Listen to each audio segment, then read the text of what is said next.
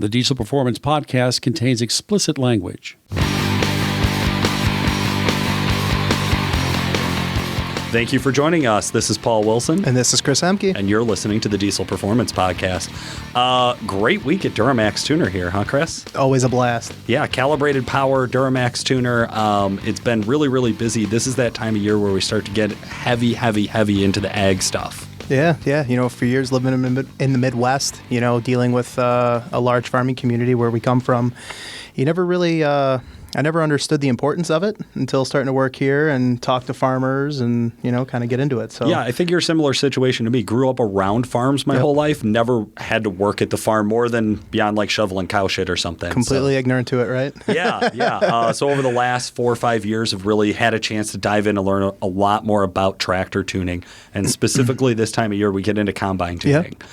Where these guys are out in the field. Real popular this year, S660, S670 from John Deere. Yeah, seem to be had a couple of popular case models come in, and New Holland. But yeah, those have been really, really hot lately where guys are getting out in the field and they're realizing it's just short on power. It just needs a little extra grunt. Needs a little bump. Yeah, especially in the beans or especially when you're in fields that maybe have some different elevation or some elevation changes, trying to climb up that hill. I just had a guy, we were talking today, and, he was talking about the difference between a 680 and a 690, talking about a $90,000 price tag difference. Ooh. $90,000. That's harsh. It's hard to tell him that, it's basically more or less like a calibration, that you're paying the difference for. And over at Calibrated Power, we could do that for a fraction of the cost. Yeah, exactly. So it's, the bang for your buck, if you will. You could buy a tractor or a combine lower in the series. We can go and upgrade it with simple, calibration, reap all the benefits of, and go out in the field and do your work. Yeah, for a lot of models, they run the exact same driveline, cooling system, turbocharger. Engine. Just the whole platform itself is simply a calibration difference. Yeah, and so, we do that, so no big deal. We do that. If you're looking for some tractor, combine, or sprayer tuning, definitely give us a call. You guys know the numbers, 815-568-7920. Speaking of other great products we're really excited about, 14-millimeter stroker pump. Damn. What about them, Paul? The big bad bitch from Exergy. Dude, they're like 1,000 horse capable, stock appearing, which us over at Duramax Tuner love. Love it. Yeah. Yeah, the 14 mil's been really exciting. We talked, I think, last week about how when we first got into this industry, everybody kind of scoffed at stroker pumps, how they would never make the power. And then 10 mils came out. We said, only if we're going to sled pull it. And then we were street tuning them, and then it was a 12 mil. And then the 12 mil, I remember the first time I sold a 12 mil, one of the guys in tuning came back, was like, hey, you got to book that guy in for an appointment. I need a little more time with him, right? And so we brought him back in. Actually, you know who? It was Jimmy Hahn. Oh, yeah. That was almost 4 years ago now. Exactly. And back then we were like, let's hold off on the street trucks. And then 3 months later, we're like, okay, yeah, put 12 mils on the street. It's no problem. We can tune it. And then 14 mils came out. And I feel like we're like right at that cusp again of where everybody wants a 1,000 horsepower street truck. Now you can street tune it with a 14 mil. I remember when Exergy first started to talk about the 14 millimeter pumps, and we had discussed it with Nick over at Duramax Tuner, and he was like, I don't know. And fast forward till today, he has one on a personal truck. Yeah. It does exactly what it's supposed to. Haven't reached the full potential of that pump, so it'd be exciting to see in the years to come what its full capabilities are. Yeah, there's a challenge for the listeners. Send us your highest dyno sheet with a 14 mil pump on. Would love to see it. WC Fab, our other title sponsor here. So Exergy, Duramax Tuner, WC Fab, all sponsors of the show. Really, really grateful to all of them. They help make this happen. WC Fab, we've been talking for weeks now about their LML air intake bundle and when it applies. Who do you think would be a good fit for that package, Chris? Oh, man. A bone stock truck looking for a little bit better engine efficiency. Maybe someone that is going to do a turbo upgrade, maybe a couple little odds and ends, and they're looking to take the truck to the next level, pretty up the engine bay with all their awesome powder coating options that they have. Yeah. It really just sky's the limit. I think it's such a home run for the guys that are like trying to build their LML into the ultimate tow rig. Yeah. I really do think that's going to be a feature that they're going to want to consider is where's all this airflow going? How am I going to keep it cool? You have the upgraded intercooler piping. You're going 1/2 inch bigger in diameter. The upgraded silicone boots. The upgraded stainless steel clamps. The 4-inch intake. Home run there. Get cool air right into the inlet of the turbocharger itself. Yeah, absolutely. So yeah, WC Fab and Exergy, big thank you to you guys for making the show happen. This week, however, we're going to change gears a little bit. I am not ready for this. Chris, you're obviously a huge Cummins fan. I'm big in the Duramaxes myself, but today we got Nick Preignitz on to talk about Fords. Yeah, luckily I am the resident Ford expert. Well, you've owned one longer than all of us. Yeah. Thank you for coming back on the show, Nick. This is your umpteenth appearance. Happy to be here. Happy to be here as always. Always fun to come on and talk to you guys about something that I've been working on in the shop for the past few weeks. You know, I like that few weeks. Right. Yeah. It's been months. Months. I remember we first saw that Ford show up in the lot. We all had jokes about who dropped off this piece of shit. Yeah. And then I think a couple of weeks later we found out that was actually here for R&D. You did not tell us right away. Like you kept it a secret. Well, I knew it was going to be months. And as soon as I tell you guys I got a truck, you're like, can I line some customers up for it? Can we get some beta stuff out there? Like, no, you motherfuckers, we can't. We need time. Sales guys love beta. Yeah, right. I love selling beta. So the Ford's a big change in pace for us. I thought it was going to be a bigger change of pace than it was. It's really a nice platform. I never thought I'd be on a radio show talking about how much I love Fords.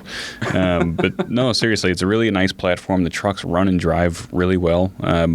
It's surprising how much they have in common with the Duramax.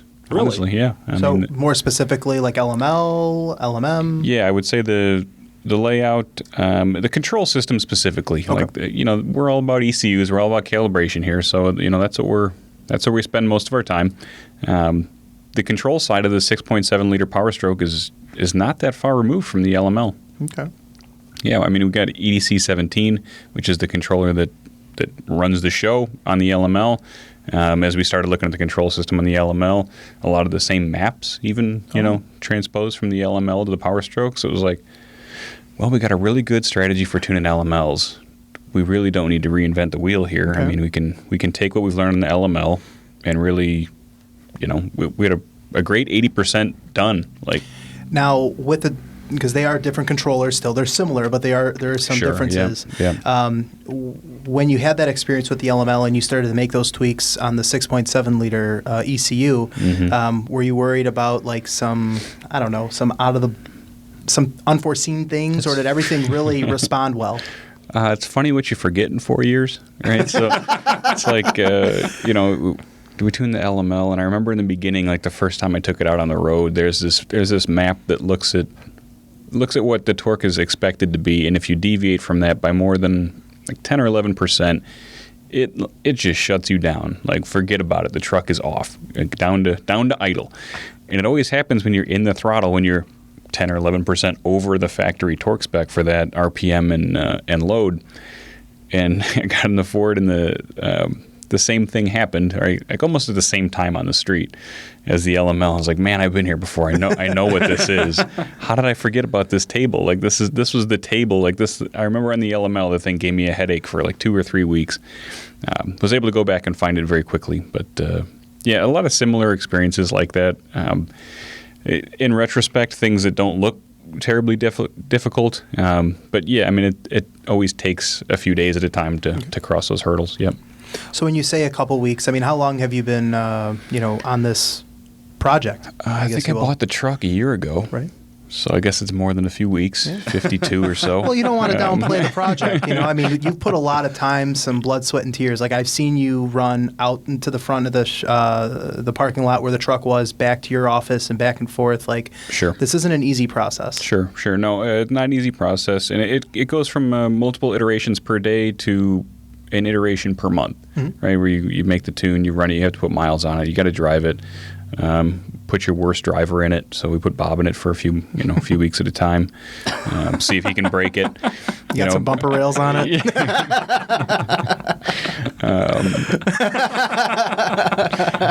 I'll let you take it to Michigan to pick a boat up, right? Yeah.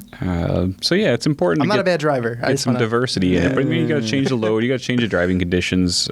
You want to make sure that you find all the easy stuff here, right? Because once we send it out to our customers, we want as few hiccups as possible. I always tell guys, we want to be the test dummies on our own stuff. I don't want our customers to, be the test dummy on our stuff. So. Yeah, I learned a long time ago that even though it seems like a really good idea to have customers, it seems like a cheap idea to have customers drop their trucks off. Like, oh, I'll drop off a brand new LMM for you. You can tune a brand new LML. You can tune it. Like, great. And then, a month later, that guy's going to want his truck. Yep. Like, he's going to want to know what you're doing to it.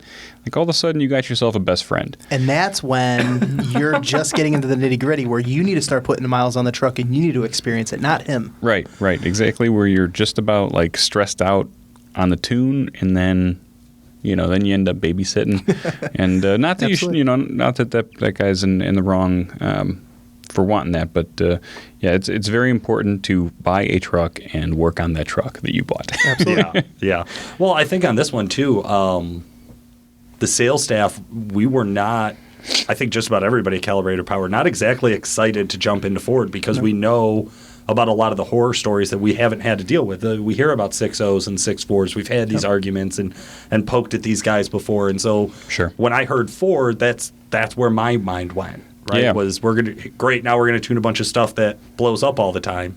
But the more and more we learn about it, the less and less I expect that to be the problem. Well, I think we had, some of those similar issues. The LMM doesn't exactly have the best history in the aftermarket. Yep. It's probably similar to the 6.4 Ford, maybe a little better. I don't know. But yeah, I mean, the 6.0 and the 6.4, they, of course...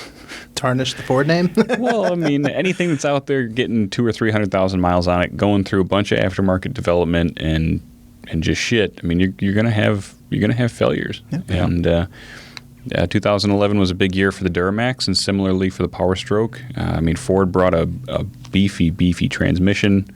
The 6.7, I think they were tired of having their name dragged through the mud on the 6.0 and the 6.4. They brought a strong engine. Walk me through it a little bit here. So what changed when the 6.7 came out in 2011? The 6.7 is pretty much all new deal compared to the 6.4. I mean, the 6.4 was a twin turbo setup, didn't have DEF. I mean, the air flowed through the engine totally differently, so the intake was on top of the motor on the 6.4. The 6.7 is kind of neat because in the valley is the exhaust. You don't really see that on any other V8 type engines in the OEM that I can think of. So, air goes in like these kind of on the valve covers there, goes in where you would typically think the exhaust port is exhausted through the intake manifold, which you would typically consider the intake manifold, like on a Duramax. Goes a very short route to the turbocharger, so I like that. That compares kind of favorably with the Cummins setup. Okay. The thing I like about the Cummins is that the exhaust port is right by the turbocharger, so you take advantage of these exhaust pulses, which I think the Cummins has an advantage on. Sorry, tangent, but yeah. Powerstroke. What else? The 6.7. EGR upgrades. It gets an air-to-water intercooler. Gets a pretty significant power bump, so 400 horsepower, early 2011. Wow. I don't know. They wanted it. No, I mean, when somebody was sitting down at the design table, they were like, "No, we give a fuck." Like they wanted it. Yeah. Well, I mean, I think it speaks to the potential of the 6.7 that it's still being used. The power output, I think, is 445 now in 2017, but they went to 440 in 2015. Yeah. I mean, it's a solid motor. It's also a really, really unique turbo setup. The first time I saw the 6.7 turbo setup, I was at Rudy's and somebody had a cutaway one. And the whole display of all of this, it's twin scroll technology. Can you walk us through that a little bit? Man, if you can right now, open your Internet Explorer and type in GT32 twin compressor. It's confusing. It's bizarre to look at. It's really neat. It's cool, having a turbo shop in-house. We can kind of take these things apart and check them out and look at them and make sense of them. But this turbocharger looks really small when you pull it off the truck. It has a 38 millimeter inducer, which compares, a Duramax or a newer Powerstroke is about 60 millimeter inducer, 59, somewhere around half. there. Yeah. So a 38 looks really, really small. That's the same size as the 2.8 Duramax, now that I come to think of it. But behind that 38 compressor is another 38 compressor. So there's two compressors back to back, and there's two air inlets. One's an oval and one's a circle. And they both draw in, and they discharge through the same discharge tube. And it's kind of neat because I can see what the engineers were thinking. They were thinking like, okay, these wheels are smaller, therefore there's less weight on the outside, therefore there's less inertial mass, so it should spool up quicker, and we're going to couple that with a dual ball bearing setup. So all this fanciness should result in a quicker spooling, really responsive truck. And that's really important on emissions-equipped trucks because the better transient response you have, the less smoke. The quicker, we always talk about dead pedal. You guys talk about dead pedal on the show, right? Mm-hmm. So if you can get air there quickly, if you can get a quicker spooling turbocharger, you can combat dead pedal. Seems basic.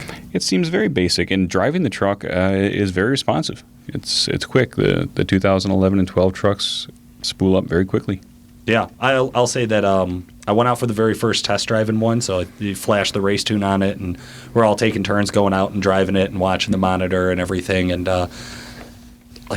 Nick kept telling me, get on it, and I'm like, dude, I'm 50% throttle. This is as on it as I drive in my real life. Like, unless I'm at the track, I just don't need to beat it that hard, and especially on that truck where it is on. I mean, you hit that pedal, the fucking thing moves. There's just it is really, really impressive. And that first drive, I think, kind of sold me on this whole idea of like, okay, these are worth looking at. Yeah, and the 6R140, the nice thing about, we talk about that torque curve and that turbocharger, right? But the cool thing is the 6R140 really puts it to work. It's a big trans. It can take early lockup. It can take high torque loads. I haven't seen any issues with it yet in our tuning. And it's very easy to tune. I've been working with some trans controllers recently, 68 RFE, that are a pain in the ass, and I really appreciate when the factory has a layout of a tune that's easy to work with, like the 4L80 or the Allison or pretty much anything other than Dodge. But the 6R140 is really, really nice to tune. Now, when you say easy to work with or nice to tune, do you mean that like they've already built some of the parameters that you would look for to control it, or do you mean that like it's already close in the calibration, it only takes minor tweaking? I would say a little of both. I would say that the parameters are there, that if you want to do something, you can quickly, as a tuner, navigate to that parameter and adjust it in a meaningful way. Okay. Okay, that actually makes sense to me. Cool. You're not backdooring a calibration to try to manipulate the trans into doing something that you want, thinking that it might not actually do it, more or less. Yeah, I would say the 68, there's a lot of like guess and then drive, and then did that change it? Well, maybe a little bit. Do it some more. Okay, now I think I know what that parameter does. Well, does that do more than the other parameter that does something similar? Well, no. Yeah, I think I should work with parameter B. So better defined? You sound like a crazy person. Better defined, yeah. And I mean, Cummins is a 12-minute flash, right? Yeah, they're so much fun. Yeah. So, I mean, each iteration is a half hour to an hour by the time you're, answering a question from a sales guy walking through the office, making the adjustment, flashing the tune. It's just quicker. It's quicker. And it's laid out really nicely. So, we were able to get the truck into lockup smoothly, operative word, smoothly into lockup, shifting gears smoothly but firmly, and not slipping at 500 horsepower on the 1112s, and then those 1516s are nasty. 570? I mean, that's not even like pushing it. I mean, Jim's emissions equipped truck, I think we made 587 and just kind of dialed it back a little bit just to be on the safe side, but it's there. I mean, the power is there. That is nuts. They got a really strong pump in them. The turbocharger is pretty much an LML turbocharger with just some extra pump and just a beefy system. Let's dive into that. So, the 6.7 liter has been out for 7 years now. Yep. Okay. So let's go to generation one, if you will. So 2011s. What did those platforms offer us? So that's the twin scroll compressor. Right. That's your first iteration of the 6.7.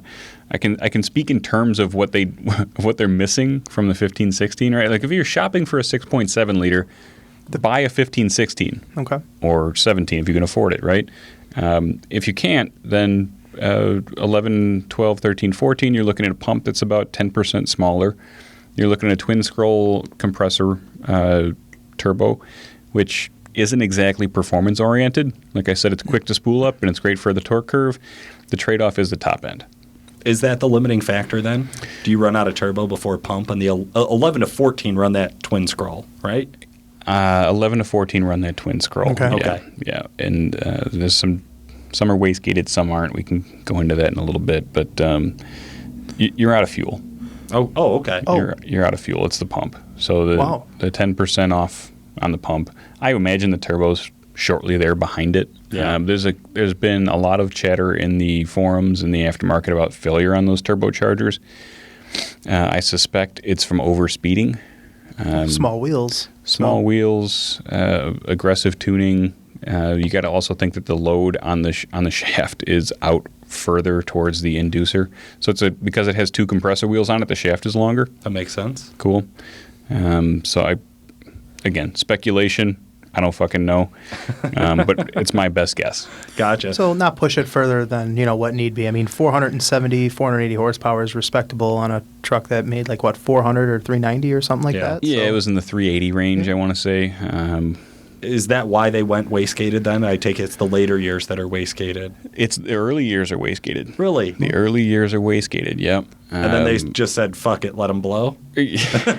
Well, I think they put the wastegate on probably because they knew that at a certain shaft speed, game over. Gotcha. Right? Okay. And then you get to the later years, and they're probably a little more robust model. Gotcha. So they didn't need the wastegate. To have a variable geometry and a wastegate, that's bizarre, right? I've never seen that anywhere else in the aftermarket or in the OEM. That's strange. But yeah, the 15, 16 trucks are where it's at, man. The bigger pump. If you're going to buy an 11 through 14, you're probably going to want to look at a 15, 16, or 17 turbocharger. That would be the you could upgrade. probably upgrade Yeah, the I pump, was too. talking about that, and so it looks like that's a viable option. It's not like there is a conversion process. It's not drop in, right? Yeah. The conversion process uses Ford parts, Oh no shit. which in my book, that's pretty good. That's right? a home. No, that's a home run. When you don't man. have to Yeah. rely on the aftermarket to supply you with an install kit, you're doing all right. Yeah. You're going to have a pretty good install. So that goes pretty smoothly. We've done one of those in-house. Went nice, truck tuned well, made the same power as the 1516. So we put the later model pump in it and the bigger turbocharger, the 1516 style turbo, and it Yeah. Drove really nice. Had the luxury of driving that a couple times as well. So tunes easy. Yeah. So that would be that'd be my suggestion. Hoping to get to the stealth program with those 15, 16, or 17 style turbochargers. and that would be a direct swap to 11 to 14s with the OEM install kit, if you will. Yeah, So direct-ish swap, yeah. I like that direct-ish. That's going to be a new term for us. fully stock built. Yeah. Okay, where do you see this? Well, I suppose before we dive into the future of the 6.7 platform, tell us a little bit about the tuning behind it. So, new hardware, new software. What's the process look like? There's a few platforms out there to tune the 6.7. We have elected to go with the Edge Insight Pro. I really like the Edge Insight hardware package. It's nice. It's always installed in the truck. It turns on, turns off when you turn the truck on, turn it off. Their PID layout's pretty slick. The gauge display is easy on the eyes, too. I mean, it's something that we've worked with for a long time, and it's the cleanest it's up on to the date. market. Yeah, I mean, it's Yeah. slick, it's innovative, it's new-ish looking. You know what I mean? So Good PIDs. Yeah. Good looking setup. And it's relatively cost effective. absolutely. Right? So you buy this, you go plug it in your truck, you download the stock tune currently. We're working on a situation where you just plug it in and flash the tune. But currently you download the stock tune, you plug it into your computer, and it touches the server and then grabs our file off the server and uploads it into your unit, and you flash that plug your unit back in the truck and installed. You say that so calmly. This means about an hour less of work on my life and the customer's life for every single truck. It's really nice to have the tunes on the server, right? So by having tunes on the server means that we're able to quickly get updated tune files to customers.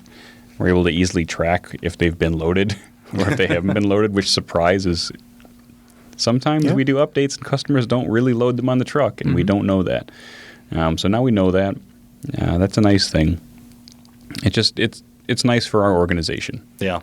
Now, the learning curve for the customers too, not to cut you off there, Chris, but to not have to learn a new software. Like you download software right from Edge, you plug it in, and you hit OK, and it does everything else for you. That's it. Yep. yeah.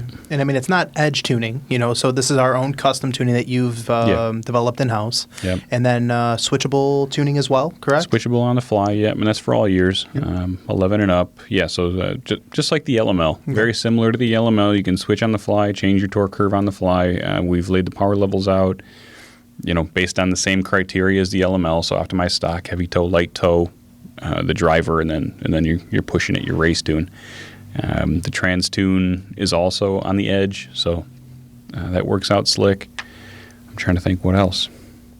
Yeah, it's all very similar to the LML. So you get a badass gauge display, badass engine and trans tuning, all switch on the fly for your 11 to 16 currently. Yeah. Well, let's talk about some of the other differences I've seen out there in the OEMs when it comes down to like just what's straight up different emissions equipment. Yeah. Usually, so Duramax runs the 9th injector, Cummins does not. Tell me a little bit, give me an overview on how the emissions equipment works in this one. Yeah, so the 11 to 14, the earlier model trucks are kind of a little bit different because when we were driving them, we noticed that they regen fairly frequently, which was new, right? The LML, 350, 400 miles, etc. We'd get a regen.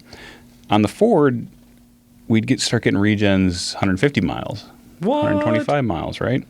So that was a little strange for me. I wasn't used to that, but the regens went very quickly, which was nice. So no more. So not like 45-minute regens once every tank and a half. 45 minutes would have been really long on an LML, right? I mean, maybe 20 or 30 miles on your longest one, but on the Ford, I mean, you might finish a full regen in 8 or 9 miles. Oh wow! It was very quick. So the different strategy there. So would you consider that like more of like a passive regen like the Cummins holds, or this is a different regen strategy altogether? Just a different interval. It's an active regen. Okay. Yeah, so it's adding fuel. It's getting the catalyst hot. It's burning off the DPF just like you're used to on the LML, but it's just happening more frequently. And whether that's due to DPF can size or just a different strategy by Ford, I don't necessarily know, but I know what I see. I know the truck is held up well. The regen frequency hasn't changed appreciably. It still goes through regen, still takes about the same amount of time to go through regen. And to clear it up for some of our listeners too, guys always have this mentality of, oh, the truck's going through frequent regen, therefore it's using more fuel, therefore I'm losing fuel economy. That's not necessarily the case here. Yeah, I mean, anytime you're going through more frequent regens, you need to consider what's going on, right? Are you beating on the truck? Are you driving it cold a lot? Are you beating on it when it's cold? Are you towing heavy? What's the situation? Because the tuning can play into it, but also you really got to understand how the truck's being used, especially a cold truck. The best situation for the emissions equipment is to run the truck hard when it's warm. Drive the truck nice when it's cold, run it harder when it's hot, and it just makes sense. It's intuitive, So be nice to your stuff and it'll last, I guess. Wait a minute. Sorry to be like your dad. Yeah. Listen here, Pops. Okay, so we do get more frequent of regens throughout these. They're using DEF This is now. on the early trucks, yeah. On the early and they all use DEF, right? Yeah. So They have 11, similar to the LML. The later trucks, we notice more distance between regens, much more like the LML. Really? 350 to 500 miles, maybe longer. It really depends on usage, but similar distance as the LML. Have we done any comparisons on like fuel consumption for deleted compared to emissions equipped? Maybe some rough numbers or rough ideas? Fuel consumption would mean that I would have to run a deleted truck for a long time, Paul. Fair we don't enough. tune deleted trucks here, so there you go. What I can say I put Jim on the forums and said, read the forums, find out what the reports are on the deleted trucks. Dear God. Yeah. They're all getting 30 miles to the gallon. Yeah, no, God help You don't the get forums. it. you don't get it. So what is the general consensus? The consensus is that deleting the trucks doesn't really seem to improve the mileage that much, and I have a few ideas as to why that might be. Might be related to engine coolant temperature being slower to come up without the EGR cooler. Could just be related to how they're being tuned. Regardless, we've had Jim's truck tuned, emissions equipped with with our tuning for a while. He drives way more than anyone should. He's reported improved fuel mileage, so the mileage on his truck is improved. I would say it's probably similar to the LML. Anytime you can lock the converter clutch up sooner in second gear or earlier in third gear like that, you can take advantage of that lower torque curve. You can run the engine at a lower mean operating RPM. You're going to improve mileage. And this isn't something that's, that Calibrated Power owns the market on. This is general. Like if you want a vehicle to get good mileage, this is how you tune the transmission. How Trucks Work by Nick. Yeah. It's not just trucks, man. Cars do this too. Okay. So we're pretty much talking about all of the same benefits to tuning that everything else we've ever talked about on the show has. I hate to be a broken record, but yeah, I mean, it's, yeah. All right. I dig it. That's a good thing to me. I mean, to be honest with you, like I said, I've never been Ford savvy. We were talking about it last week, Chris. Like, I could tell you a lot about stock trucks when it comes to Ford. Oh, like what we talked about last week on the show. I mean, hey, any of our listeners, you call us wanting an 800-horse truck, I am not the guy. Give us a year or two. I will need to do some research. LML, Cummins, by all means. Yeah, no problem, right? Yeah. So the Ford stuff, though, it sounds like it's on a very, very similar platform. I'm not hearing the terrible horror stories about shit going wrong constantly with them. All I'm hearing is that Nick was smart to get into the Ford market when it was similar to some of the other platforms. Like, he's not getting into 6 liters. 7.3s. Like, we love you guys, we love those trucks, but no thanks. Right. You know. We can remember those trucks have a whole different fuel system, right, whole different all that stuff. Exactly. If you're going to take anything away from this discussion, take away that it's very, very similar to the LML. I mean, Ford bought a lot of the same stuff that the LML team bought from Bosch. The injectors, the fuel pump, they got the same GT37, 88. It uses the same vanes as an LML, uses the same turbine as an LML. Wow. I mean, the turbocharger is pretty much an LML turbocharger. Wow. With a little bit different casting on it. Right, because they still have the exhaust going from the top of the head, right? So they still have... Yeah, they have this weird, like, cross-tangent entrance, would be the best way I could describe If listeners could see our hand description That's right what's now. why I'm laughing right now. Is everybody has their hands in the air shaking them in different... It's a cross-tangent section. See, and the CAN bus plugs in. Did you say CAN bus while we're talking about turbos? Oh, yeah. Oh, yeah. Jesus. Okay. Buy him a book, send him to school. What do you see as like the future plans for the 6.7? I mean, obviously you had mentioned already some turbo updates in the future. I think legitimate like 600 rear wheel horse emissions equipped truck is gravy on the Ford. Like I think a year from now we're going to be like, man, if you really want to do a tune only hot rod, like the Ford is the platform for it. But the weight, man, the weight offsets that. Yeah, they're heavy trucks, but Chris, not everybody listening to this show is building a drag truck. No, I agree. I mean, how much weight? What are we talking about here? I mean, you could definitely drive a Ford down the road. You feel it. I mean, that is the most solid truck out of the 3. Would you agree, Nick? I'd say they're heavy. They feel heavier. Yeah, they are dense. They are dense. Something you have in common with them. Whoa! When you tee them up like that. Man. Yeah. Fuck. So they're heavier, or they feel heavier. We know that. We know you that can just they tell feel when you're heavier. driving it down the road. It's a very robust, very sturdy truck. You know, I mean, I guess I drove the regular cab the most, and it just feels light. I mean, I drove that thing to regular Michigan. cab. You felt the weight on that too. I guess. I can tell you, out of all the trucks we've driven, that truck did very well. I had to go pick up a boat up in Michigan and drove it back, and I mean, the truck did very well. That's an 11, right? Yeah. I mean, it towed very well, came up in its torque curve very efficiently. Driving down the highway, I mean, I drove that thing 5-6 hours. It did a really, really nice job. Yeah. So, transmission, everything on that's very stout. I dig it. I'm excited to get in the 17 stuff. I think that's going to be, I'm excited to see if there's anything different. I know the turbocharger is different. We've seen that in our turbo shop. They have the seat massager. I don't know if that's this is a good That's a forum big to deal talk for about you. that. That's a big deal. I mean, you love your seats, bro. It starts. It's all starting to. I'm starting to understand why they have a sticker price of like what was that we just read, like 100,000 after the tax. super platinum. Yeah, super platinum. Is that what we're getting? Are we gonna get an F450 super platinum? No, we're not getting a limited. Yes. Even though he knows the actual trim name. Did you catch that? He knows so you looked it up and you know it. You remembered it. You're like, okay. file this away. Yeah. Next year. Can't have something nicer than the L5P. Quit playing. Okay, so we see this going into emissions-equipped horsepower gains, this being a viable market. Hopefully Bully Dog comes to market with some of their products, too, and see if we could put some matches together. I mean, we'll see. We'll see what the limitations of the DPF system is. I mean, I think the reality is, Paul, like, for our market at Calibrated Power, 600 horsepower, 630 horsepower, it's the sweet spot. that's where I'm. Yeah. If you're going past that, you're in a different league. You know what I mean? And I'm in that league on the other models. I understand it. But on the street, I mean, I got a 630 horsepower LML. I got a 630 horsepower twin turbo emissions equipped Dodge, which runs fucking nice, by the way.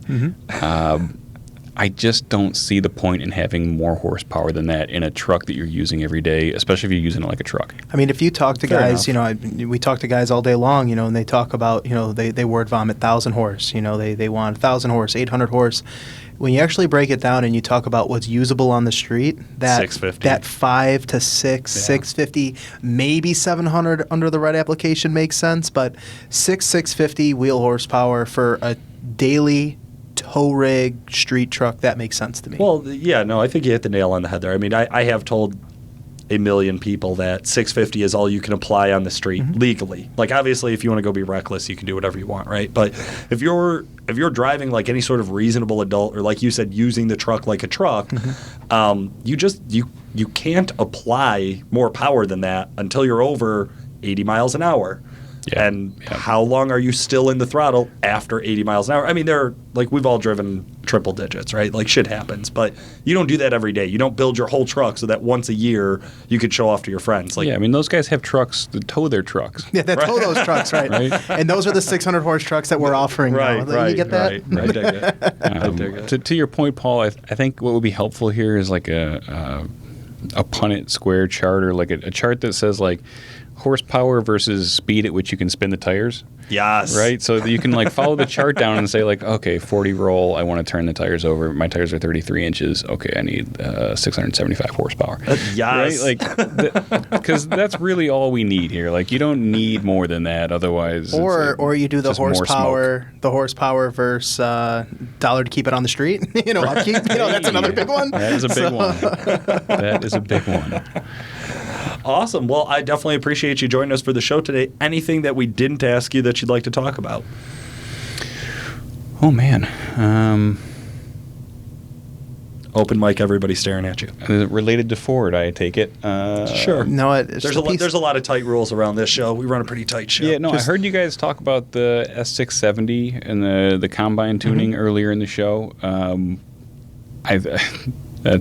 That dollar per horsepower is huge. Yeah. Drive it home, unloading while harvesting corn.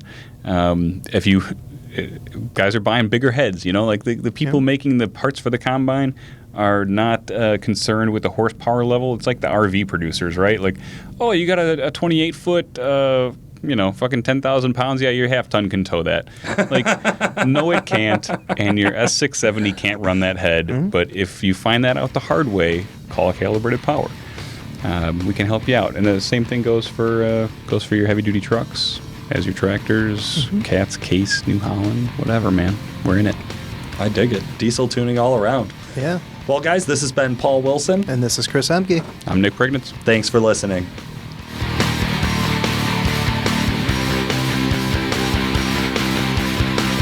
Calibrated Power Solutions, the leading North American developer of clean diesel power and home of DuramaxTuner.com, is the proud sponsor of the Diesel Performance Podcast. Calibrated Power develops emissions-equipped calibrations for a wide variety of diesel powertrains, including the Duramax, Cummins, Jeep, John Deere, and many more. For more information and the best customer service in the industry, check out calibratedpower.com or call 815-568-7920. That's 815-568-7920. If you'd like to contact the Diesel Performance Podcast, send us a message through Facebook or email paul@duramaxtuner.com or Chris at CEHMKE@duramaxtuner.com. You could also reach him by phone.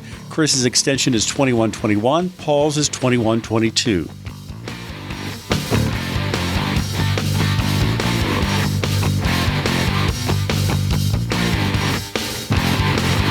I mean, you could definitely drive a Ford down the road. You feel it. I mean, that is the most solid truck out of the three. Would you agree, Nick? I'd say they're heavy. They feel heavier. Yeah, they are dense.